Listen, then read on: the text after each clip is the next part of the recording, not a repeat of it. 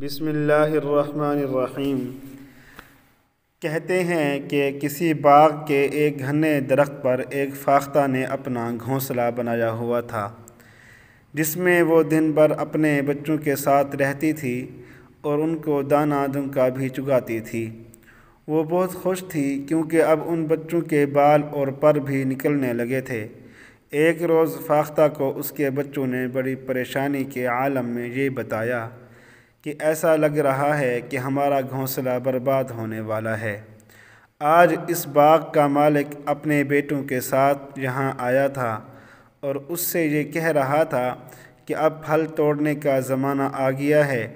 کل میں اپنے دوستوں کو ساتھ لاؤں گا اور ان کی مدد سے اس درخت کے پھل توڑوں گا۔ میرے بازو میں تکلیف ہے، اس لیے یہ کام تنے تنہا نہیں کر سکتا۔ مجھے اپنے دوستوں کی مدد کی ضرورت ہوگی۔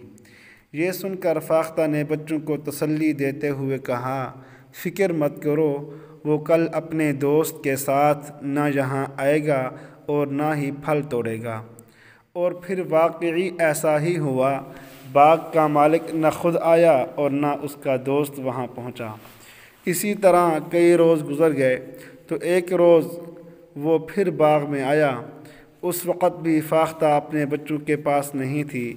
اس نے درخت کے نیچے کھڑے ہو کر کہا، میرے دوستوں نے اپنا وعدہ پورا نہیں کیا، اس لیے میں یہاں سے پھل نہیں توڑ سکا، مگر کل میں یہ کام ضرور کر ڈالوں گا کیونکہ اس بار انہوں نے آنے کا پکا وعدہ کیا ہے۔ جب فاختہ واپس لوٹی تو اس کے بچوں نے یہ بات فاختہ کو بتائی تو اس نے بے پرواہی سے کہا، بچوں تم پریشان نہ ہو کیونکہ اس بار بھی نہ وہ خود آئے گا اور نہ اس کے دوست آئیں گے۔ غرض اسی طرح یہ دن بھی گزر گیا اور فاختہ کے کہنے کے مطابق نہ باغ کا مالک وہاں آیا اور نہ ہی اس کا کوئی دوست۔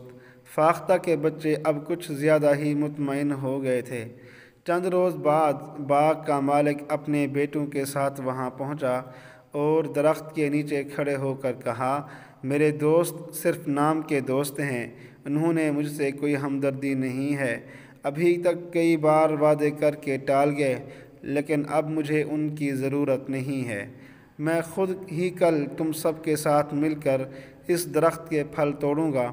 ویسے بھی مجھے دوسروں پر بھروسہ کرنے کی بجائے اپنے آپ پر بھروسہ کرنا چاہیے، اسی میں بہتری ہے۔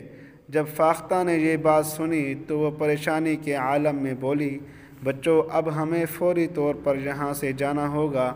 جب تک باغ کا مالک دوسروں پر بھروسہ کر رہا تھا اس کا کام نہیں ہو رہا تھا، مگر آج اس نے خود پر بھروسہ کرتے ہوئے خود ہی پھل توڑنے کا ارادہ کیا ہے تو وہ ضرور کامیاب ہو جائے گا۔